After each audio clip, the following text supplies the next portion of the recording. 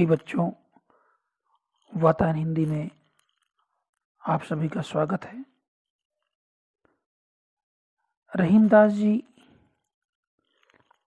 हमारे विषय में अत्यंत ही महत्वपूर्ण स्थान रखते हैं। इनका जन्म सन 1556 ईस्वी में लाहौर में हुआ था। इनका पूरा नाम अब्दुल रहीम खान खाना था।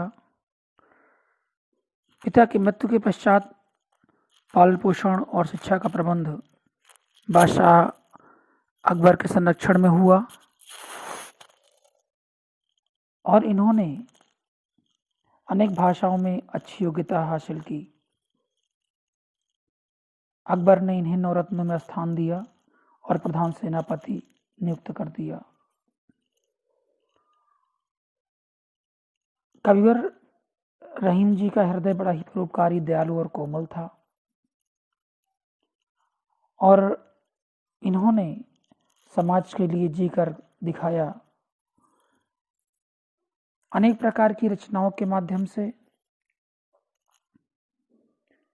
चाहे वो नीति रही हो, भक्ति, वैराग्य, उनमें जिन विषयों को भी स्पर्श किया वह लोक कल्याण के लिए उपयोगी रही। आपकी रचनाएं रहीम सतसई, बरवे नायिका, बदनाष्टक, रास पंचाध्यायी महत्वपूर्ण रही। आपकी मृत्यु सन 1627 में दिल्ली में हुई थी। आपने अनेक विषयों को स्पर्श करके समाज के लिए एक नई दिशा प्रदान की। मुख्य रूप से दोहा, सोरठा, बरवे, कविता, छंदों का प्रयोग कर हिंदी साहित्य को अधिक समृद्ध किया। आइए इनका पहला दोहा देखते हैं। जो रहीम वो उत्तम प्रकृति, का करी सकत कुसंग, चंदन विष व्यापत नहीं, लिपटे राहत भुजंग। रहीम लिपटे राहत भुजंग। बच्चों, संगति का प्रभाव हमारे जीवन पर कितना पड़ता है, रहीमदास जी ने बड़ा ही मार्मिक चित्रण किया है। जो रहीम उत्तम प्रकृति,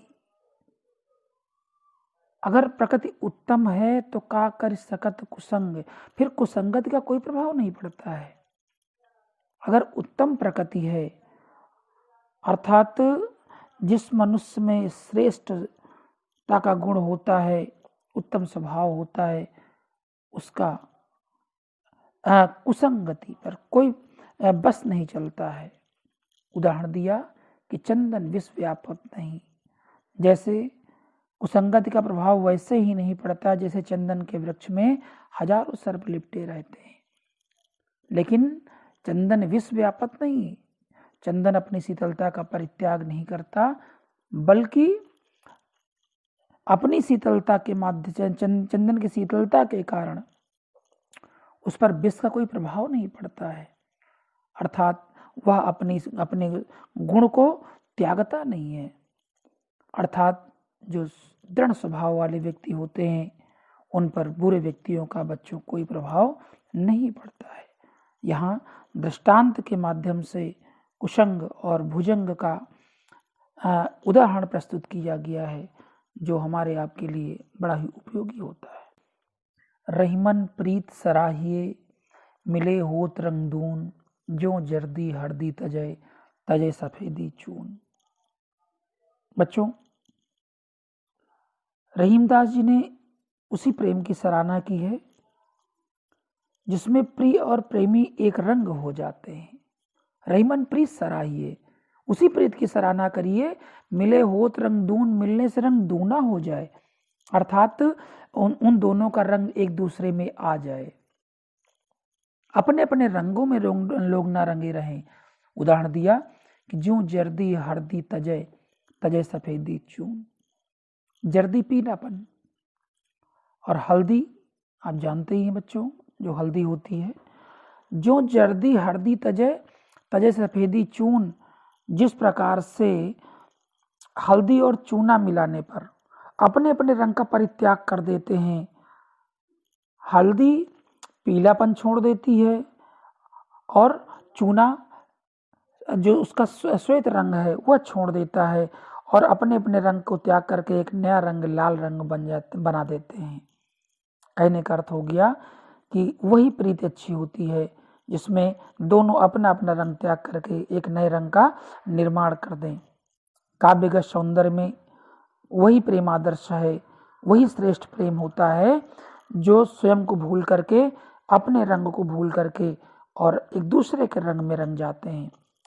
ब्रज भाषा यहाँ पर ब्रज भाषा है, शैली उपदेशात्मक है, गुण प्रसाद है, रस शांत है और छंद दोहा छंद का प्रयोग किया गया है। टूटे सुजन मनाइए जो टूटे 100 बार, रही मन फिर पोइए टूटे मुक्ताहार। बच्चों, यदि सज्जन मनुष्य रूठ जाए, सज्जन मनुष्य यदि रूठ जाए तो उसे बार बार मना लेना चाहिए। टूटे सुजन मनाइए बोले एक बार नहीं, जो टूटे 100 बार।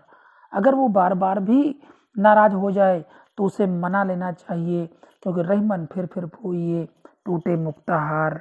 अगर मोतियों का हार टूट जाता है, कितनी ही बार क्यों ना टूटे, हम उसे बार बार पिरो ही लेते हैं।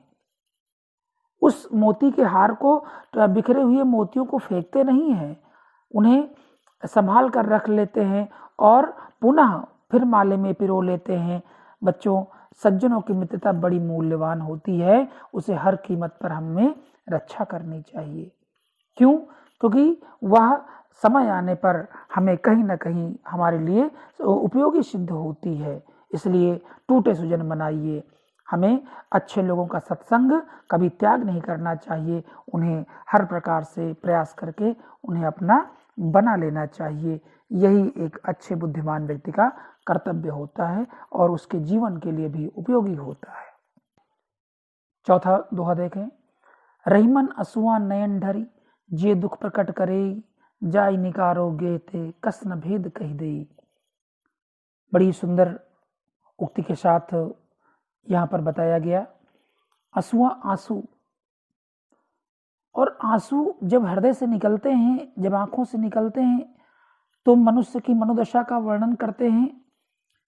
कहते हैं रहीमन असुआ नयन ढरी, आंसू नेत्रों से निकलकर हृदय के दुख को प्रकट कर देते हैं। जे दुख प्रकट करे, हमारे हृदय से निकले हुए आंसू मन के दुख को प्रकट करते हैं। और ठीक उसी प्रकार उन्होंने कहा है, जाई निकारोगे ते कसना भेद कह दे, जिसे भी अपने से आप अलग करोगे, पृथक करोगे, जिसे दूर करोगे, निश्चित रूप से चाहे संबंधी हो या आपका सेवक हो, जिसे भी आप अपने से बाहर करोगे वह आपके घर के गुप्त रहस्यों को कह देगा। क्यों? क्योंकि आप दुख निकले हुए आंसुओं को देख करके महसूस कर लेते हैं कि इसके हृदय में दुख है। वैसे ही आपके पास से गया हुआ व्यक्ति आपके गुप्त रहस्यों को अवश्य ही प्रकट कर देता है। ये एक निश्चय सिद्धांत का विषय होता है। जैसे कहा भी गया है कि घर का भेदी लंका ढावे, जिसे आप अपने से पृथक करेंगे वह आपके गुप्त बातों को निश्चित रूप से प्रकट कर देता है। इसलिए हमें अपने से दूर करने के पहले हर प्रकार से सोचना चाहिए। बच्चों, 5वां पद देखते हैं। कही रहीम संपत्ति सगे, बनत बहुत बहुरीत, विपत्ति कसौटी जे कसे, तेई साचे मीत, तेई साचे मीत। कहीं रहीम संपत्ति सगे, रहीम ने कहा कि संपत्ति होने पर तो सभी सगे हो जाते हैं। मनुष्य के पास धन होने पर वो सभी व्यक्ति तरह तरह से उसे संबंध बना करके उसे अपना मित्र बनाने का प्रयास करते हैं। बनत बहुत बहुरी थी, एक प्रकार से नहीं, हर प्रकार से बनने लगती है, हर प्रकार से आपके वो नजदीक आने का प्रयास करते हैं। लेकिन एक सूत्र दिया कि विपत्ति कसौटी जे कसे, विपत्ति रूपी कसौटी में जो खरे उतरेंगे तेई साचे मीत, वही तुम्हारे सच्चे मित्र होते हैं। बच्चों, मित्रता का गुण ही होता है कि धीरज धर्म मित्र रुनारी, आपदकाल परखियों चारी। मित्र का जो की कसौटी है, मित्र का जो परिचय है वह आपदकाल होता है। आपत्ति काल में जो आपके साथ होता है वही आपका पक्का मित्र है, वही सच्चा मित्र है। संपत्ति होने पर हर प्रकार से आपका साथ देने के लिए तैयार हैं, लेकिन जब विपत्ति का समय आता है और वो आपका साथ छोड़ देते हैं बच्चों, वो आपके सच्चे मित्र नहीं होते हैं। इसलिए हमें सदैव विचार करना चाहिए कि हमारा कौन मित्र सच्चा है, कौन हमारे साथ हर समय खड़ा रह सकता है, हमारे लिए उपयोगी सिद्ध होता है। आवश्यकता होती है कि हमें इन सारी बातों को समझना है।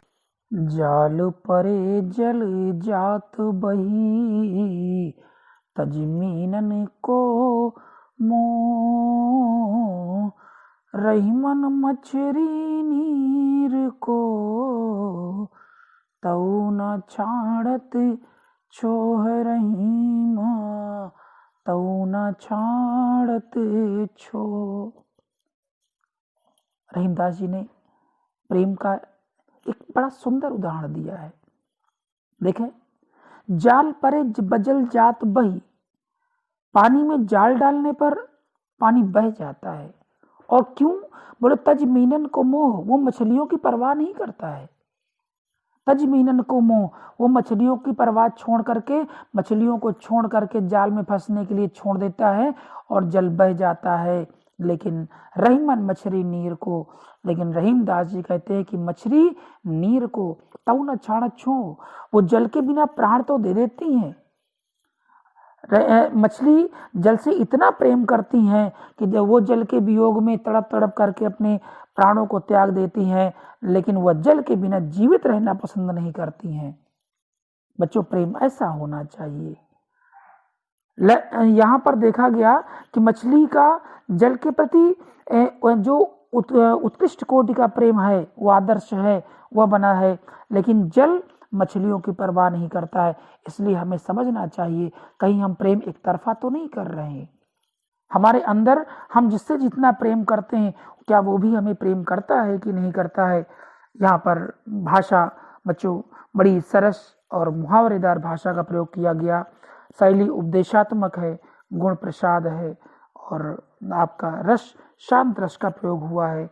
छंद दोहा छंद है। 7वां दोहा देखते हैं। दीनन सबको लखत है, दीनई लखै न कोय, जो रहीम दीनई लखै, दीन बंधु सम होय। दीन, दुखी, गरीब। रहीमदास जी कहते हैं कि गरीब व्यक्ति, कमजोर व्यक्ति सबकी ओर देख रहा है।